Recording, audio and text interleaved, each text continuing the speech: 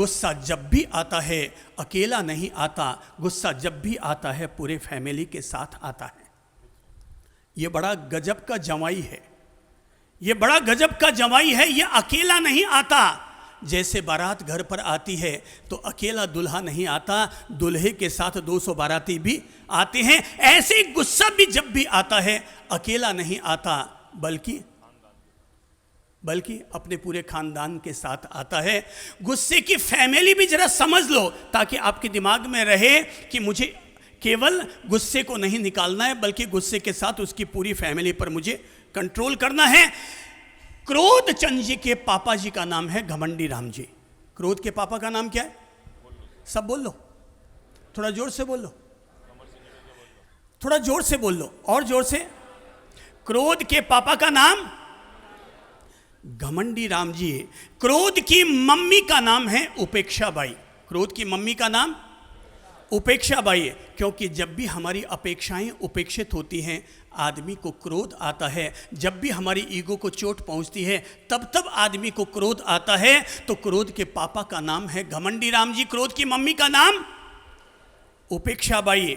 क्रोध की पत्नी का नाम है हिंसा, और क्रोध की 2 बहनें हैं, एक का नाम है निंदा, एक का नाम है चुगली। क्रोध की 2 बहनें हैं, एक का नाम है निंदा और दूसरे का नाम चुगली। क्रोध के 2 बेटे भी हैं और दोनों ही जुड़वा हैं, एक का नाम है वैर और दूसरे का नाम है विरोध। एक का नाम है वैर और दूसरे का नाम है विरोध। क्रोध की भाई बहुत बड़ी फैमिली है, ये बढ़ती चली जाएगी।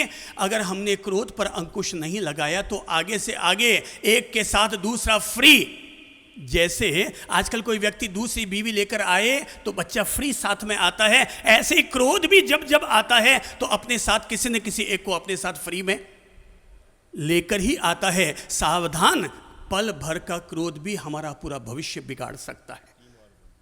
सब बोल लो, सावधान। बगल वाले को सुना करके भी बोलो सावधान। जोर से बोलो तो सावधान, दोबारा बोलो तो हाँ सावधान। जैसे चौकीदार बोलता ना रात को, जगे रहो जगे रहो जगे रहो, वैसे आप अपने कानों को सुनाकर बोलो, ये कान जो सो जाते हैं, ये दिमाग जो सो जाता है, ये दिल जो सो जाता है, अपने दिल और दिमाग को जगाते हुए अपने आप से कहो सावधान। पल भर का गुस्सा हमारा पूरा भविष्य बिगाड़ सकता है। पल भर का क्रोध हमारा पूरा भविष्य बिगाड़ सकता है। पल भर का क्रोध हमारा पूरा भविष्य चौपट कर सकता है। सावधान सावधान सावधान। अगर हमने इसको कंट्रोल करना नहीं सीखा, ये हमें उजाड़ेगा, ये घर को उजाड़ेगा, ये परिवार को उजाड़ेगा, ये हेल्थ को उजाड़ेगा, ये हैप्पीनेस को उजाड़ेगा। क्रोध बड़ा भयावह है, क्रोध बड़ा खतरनाक है। क्रोध अपने आप में यमदूत है। ये जब भी आता है, जैसे यमराज आते हैं किसी न किसी को साथ लेकर जाते हैं, ऐसे ही गुस्सा जब भी आता है तो घर को बसाकर जाता है या घर को उजाड़ के जाता है? हाँ, घर को उजाड़ के जाता है। तो भाई ये वो तूफान है, ये वो आंधी है, ये तो आती है आंधी, उजाड़ती है और चली जाती है। जब आंधी चली जाती है उसके बाद पता चलता है कि आंधी ने हमें क्या नुकसान पहुंचाया है। क्रोध और आंधी दोनों एक जैसे होते हैं, आते हैं, उजाड़ते हैं, चले जाते हैं। आने में तो केवल 2 मिनट लगते हैं, जाने में भी 2 मिनट लगते हैं, पर इस आने और जाने में वो क्या क्या उजाड़ कर जाते हैं इसका कोई अता पता नहीं चलता। वो कितना उजाड़ सकते हैं, लो ये भी समझ लो, वो कितना उजाड़ सकते हैं। भाई साहब 1 और 1 कितने होते हैं? हाँ 11। बहुत सारे समझदार लोग हैं जो कहते हैं कि 1 और 1 11 होते हैं। हाँ, हालांकि लेना हो तो 11 दिखते हैं और देना हो तो 2 दिखते हैं। हाँ मुझे पता है, आपने जो जवाब दिया मुझे पता है कि देना हो तो 1 और 1 2 दिखते हैं और लेना हो तो 1 और 1 11 होते हैं। कल ही हमारे पास बैठे थे गोपाल जी। कहाँ हैं गोपाल जी? हाँ, ये कह रहे थे, बोले साहब मैं अभी दिसंबर महीने में संबोधि धाम में मेडिटेशन कैंप करने के लिए आया था। उसके बाद में तब से लेकर आज तक, खड़े हुए तो प्रभु जी, कल ये मुझसे कह रहे थे कि साहब अभी मैं आपके यहाँ पर आकर के 7 दिन का मेडिटेशन कैंप करके गया, दिसंबर से लेकर अब तक आपने कितनी बार गुस्सा किया? एक भी बार नहीं किया। दोबारा बोलिए तो। एक भी बार नहीं किया। कब से लेकर अभी तक? एक भी बार नहीं किया। क्या आप ये बात जो आप कह रहे हैं कि एक भी बार नहीं किया, इसमें सच्चाई है या मलाई है? प्रमाणित करने वाली है, मौजूद है यहाँ पे। तो कराइए ना प्रमाणित। कौन है प्रमाणित करने वाली इनकी? किससे प्रमाणित करवाते हैं ये? अच्छा वो वहाँ ओ अच्छा, भीड़ में उनकी आवाज़ तो नहीं आएगी। हाँ जी, दिसंबर से लेकर आज तक इन्होंने गुस्सा किया या नहीं किया? हाथ से बताइए हाँ या ना का जवाब। सब लोग उधर देखिए तो, सब लोग देखे तो। नहीं किया, पक्का है नहीं किया? Very good, thank you thank you thank you, ताली बजाइए इनके लिए। सर 1 मिनट और बोल दूं मैं, 1 मिनट और बोल दूं।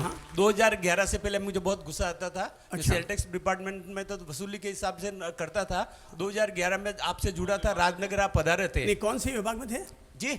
कौन से विभाग में? सेल टैक्स डिपार्टमेंट में। अच्छा, वसूली करने का काम था। दिन भर यही लूटने का काम था। गुस्सा रहता था। अच्छा। फिर 2011 में मैं आपसे जुड़ा था। ललितपुर जी महाराज साहब ने परिवार पे प्रवचन दिया, उस दिन से मैं जुड़ गया। बाद में सहेली नगर में जो प्रवचन हुआ तो महाराज साहब ने कहा गुस्सा किसको आता? मैंने कहा मुझे आता, गुरुवार को गुस्सा नहीं करेगा।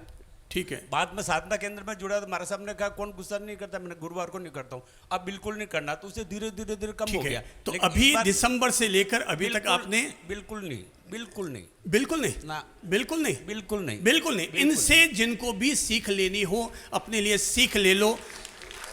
इसका मतलब ये हुआ कि अगर आदमी चाहे तो अपने आप पर नियंत्रण कर सकता है। अच्छा जरा सोचो, इनके बगल वाले व्यक्ति खड़े हो,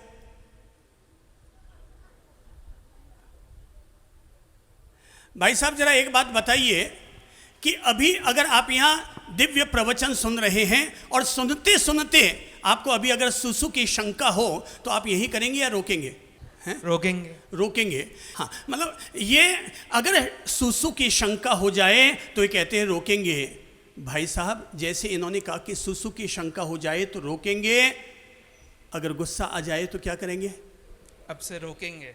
अब से रोकेंगे। वेरी गुड, ताली बजाइए इनके लिए। कहते हैं अब से रोकेंगे। जब सुसु की शंका हो जाए तो हम उसे आधे घंटा रोक सकते हैं, तो गुस्सा आ जाए, गुस्से की शंका हो जाए तो हम उसे क्यों नहीं रोक सकते?